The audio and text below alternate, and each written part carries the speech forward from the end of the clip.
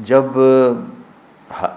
Hulagu نے 656 ہجری میں بغداد کو تباہ کیا تھا، پتہ ہے کتنے آدمی قتل کیے تھے؟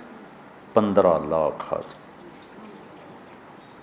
15 لاکھ آدمی، کئی دن ان کا قتل عام ہوتا رہا۔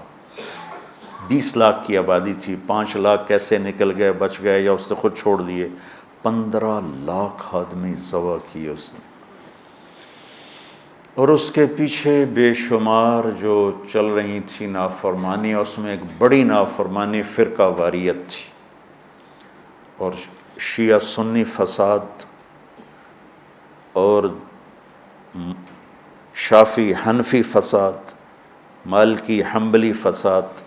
اب تو چونکہ اللہ نے ایسے بلاک بنا دیے کہ جو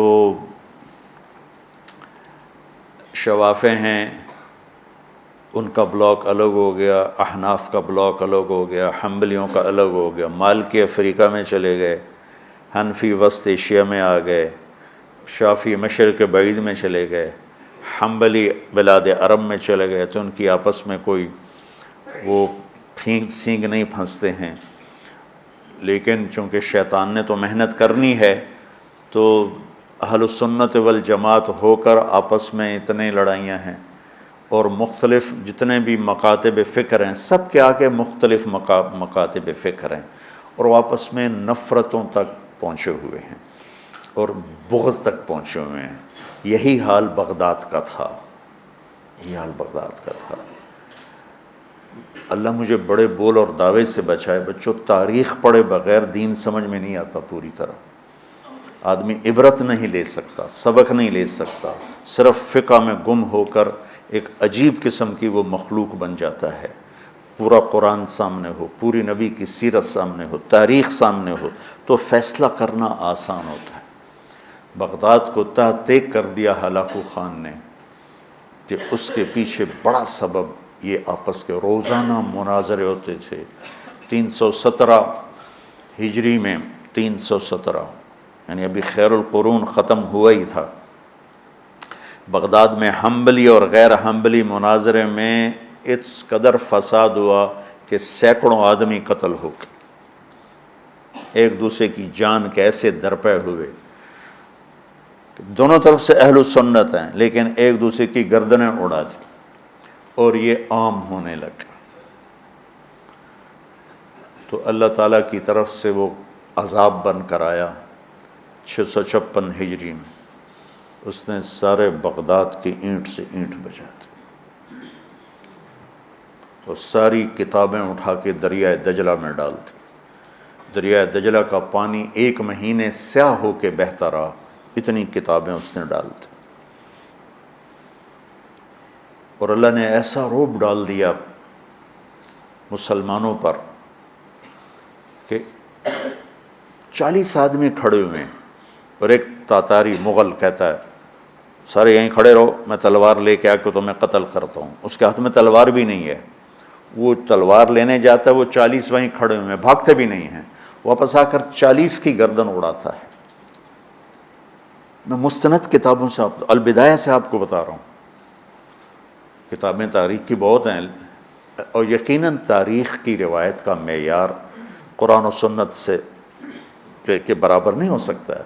تاریخ کچھ کہے اور حدیث کچھ کہے، قرآن کچھ کہے، تو تاریخ کو چھوڑ دیا جائے گا۔ صحابہ کی آپس کی لڑائیوں کا معیار تاریخ نہیں ہے، قرآن ہے اور حدیث ہے۔ وہ انسان تھے، بشر تھے، ان سے خطائیں ہوئیں، لیکن میرے اللہ نے کہا کُلًا وعد اللہ الحسنى، میرے نبی میرا وعدہ ہے تیرا ہر صحابی جنت میں جائے گا۔ بس اس کے بعد ہماری زبانیں بند ہو جانی چاہیے۔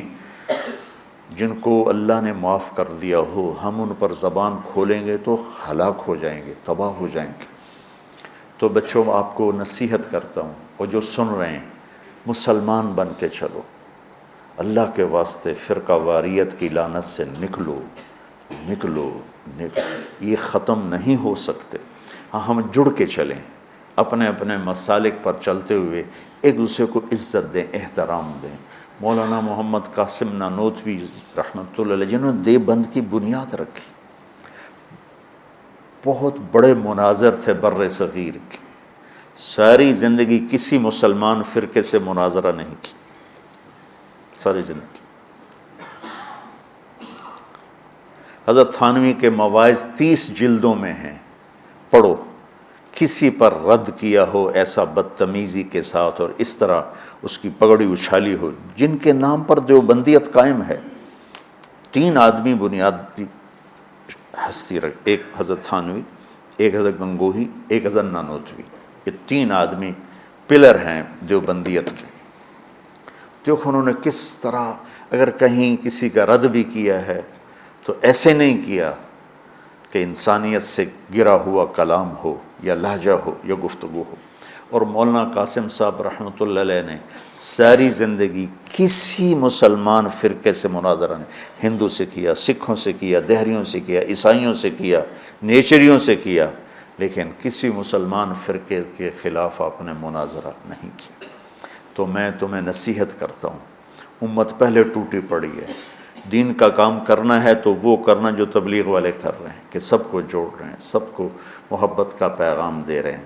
اگر منفی کام کرنا ہے تو گھر بیٹھ جانا یا ہم سے تعلق توڑ دینا، ہماری نسبت ہمیں واپس کر دینا، پھر جو تمہاری جی میں آئے کرتے رہنا۔ میں تمہیں مثبت کردار میں دیکھنا چاہتا ہوں۔ تو بچوں، تھوڑی سی زندگی ہے، نفرتیں نہ پالو، بغض نہ پالو، حقارتیں نہ پالو۔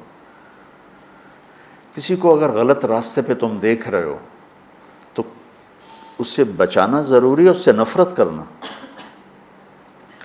میرے نبی نے کتنے پتھر کھائے طائف والوں سے، کتنے پتھر کھائے۔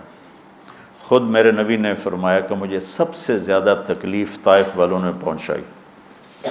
تو جب ان کے لیے اجازت آ گئی کہ حکم دیں ان کو پیس کے رکھ دیں، تو فرمایا نہیں یا اللہ، شاید ان کی نسلوں میں کوئی کلمہ پڑھ لیں۔ کتنی بڑی سیرت ہمارے سامنے موجود۔ آپ تو کہتے ہیں یا اللہ پیس دیں ان کو۔ ابو جہل جیسے کی آپ نے اتنی منتیں کی کہ حل انت منتہن عن سب آلہتنا، محمد اب بس بھی کرو، تو نے بہت سنا دیا ہمیں، ہم قیامت کے دن گواہی دے دیں گے کہ تو نے اپنے رب کا پیغام پہنچا دیا، اب بس کرو۔ جس کے بارے میں آپ کو پتہ تھا یہ میری امت کا فرعون ہے۔ بھائیو میرے عزیزو، اگر آپ اپنے آپ کو اہل حق سمجھتے ہو تو پھر آپ کی مثال ایک طبیب کی ہے، اور جو غلط راستوں پر ہے اس کی مثال ایک مریض کی ہے۔ اگر ڈاکٹر مریض سے نفرت کرے گا علاج ہو سکے۔ وَاعْتَصِمُوا بِحَبْلِ اللَّهِ جَمِيعًا وَلَا تَفَرَّقُوا وَاذْكُرُوا نِعْمَةَ اللَّهِ عَلَيْكُمْ إِذْ كُنْتُمْ أَعْدَاءً فَأَلَّفَ بَيْنَ قُلُوبِكُمْ فَأَصْبَحْتُمْ بِنِعْمَتِهِ إِخْوَانًا وَكُنْتُمْ عَلَى شَفَا حُفْرَةٍ مِّنَ النَّارِ فَأَنْقَذَكُم مِّنْهَا كَذَلِكَ يُبَيِّنُ اللَّهُ لَكُمْ آيَاتِهِ لَعَلَّكُمْ تَهْتَدُونَ۔ اس میں اللہ تعالیٰ فرما رہے ہیں کہ اللہ کی رسی کو مضبوطی سے پکڑو اور آپس میں فرقہ واریت کا شکار نہ ہو۔